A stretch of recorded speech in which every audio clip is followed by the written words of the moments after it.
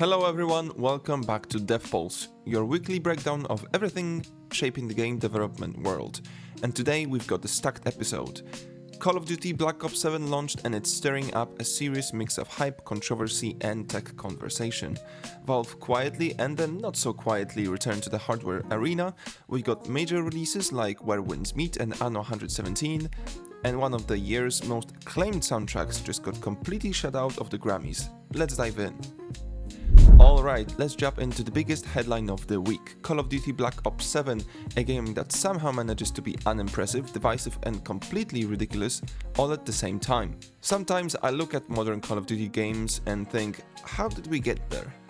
Because if you go back to 2003, the original Call of Duty was a grounded, gritty, boots on the ground World War II shooter. It was about recreating Saving Private Ryan on a PC tower that sounded like a jet engine. And now in 2025, Call of Duty 7 has you sprinting through neon-lit war zones with high-concept espionage, hyper-stylized combat, cinematic co-op set pieces and more gadgets than a Marvel tech lab. It's not even a bad thing. It's just wild to watch a franchise go from historical authenticity to the fast and furious of military shooters. Critics mixed to positive, players also mixed to positive, and some people love the non-stop spectacle. Others say the game feels like it's allergic to subtlety. Black Ops fans are thrilled that the vibe is darker again, while multiplayer purists are arguing about balance like it's a national sport. The new co-op campaign deserves a mention. It's loud, stylish, and it's incredibly over the top, but that seems intentional. It feels like Treyarch finally embraced the fact that subtlety left the franchise around 2010. Let's be clear, it's popcorn gaming, and if you accept that, it's actually pretty fun. On the tech side, quick note, Call of Duty 7 is the debut title for AMD's FSR Redstone, their next-gen upscaling tech. Early benchmarks look promising, especially with ray tracing. We'll see how it performs once the Digital Foundry crowd finishes the ritual testing. What this all says about Call of Duty. Compared to Battlefield 6 or Arc Raiders, Black Ops 7 launch hasn't broken any records. Its peak concurrent players on Steam were around 87 to 88,000 players, while BF6 saw significantly higher number at its launch. Arc Raiders surprisingly has pulled in much more attention, with recent Steam peaks well into the hundreds of thousands. So while Call of Duty 7 is making noise, it's not dominating the live service shooter space the way its name might suggest.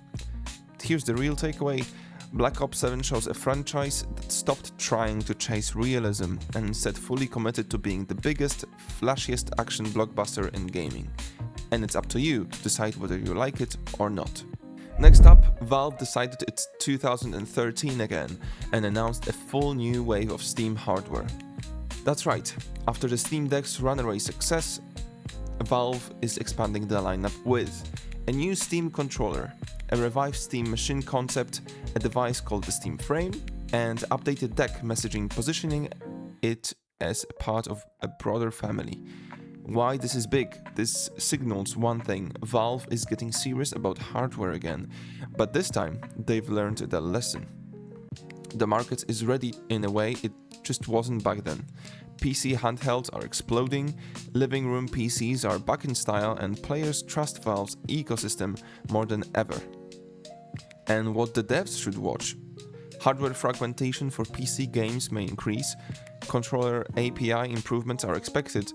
Steam might push official certification again for PC and console hybrid devices. This could impact development pipelines, especially for studios focusing on broad PC compatibility. Switching gears, Marvel Rivals is kicking off Season 5 on November 14th, and this might be its biggest update yet. NetEase is bringing in Gambit as a brand new strategist hero, complete with his own lore dive and themed cosmetics.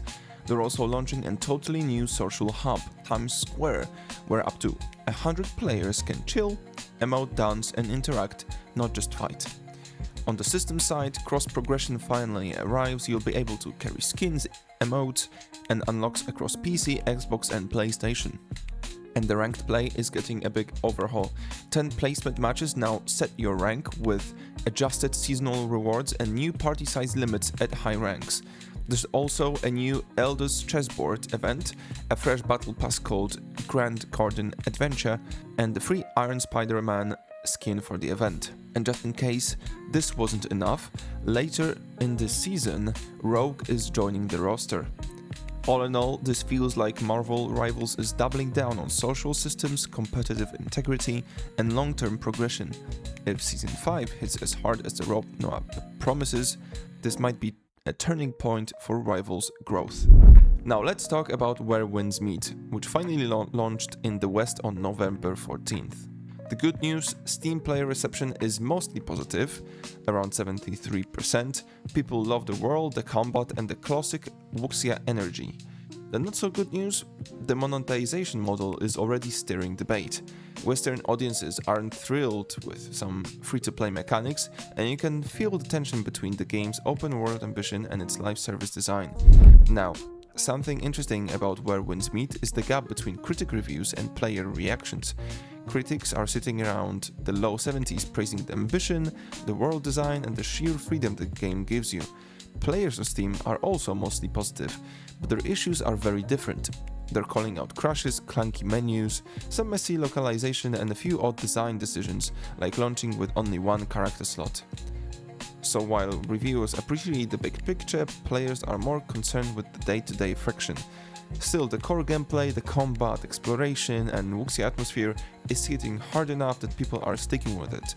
If NetEase irons out the usability problems, this one could have real staying power. So the launch is strong, and NetEase will definitely be watching feedback closely. Quickly, Ubisoft released Anno 117 Pax Romana, and strategy fans are eating well. Reception is so far very positive. Players love the Roman setting, the campaign has a strong narrative focus, but like every Anno entry ever, pacing complaints are already appearing. It's not a revolution for the series, but it's a polished, content-rich installment that will keep City Builder fans busy for months. And now, for one of the week's most surprising stories. Expedition 33 soundtrack, widely considered one of the standout musical achievements of the year, was expected to be a finalist for the Grammy's video game music category. It wasn't nominated at all. Fans, composers, and industry voices are calling it a major snub.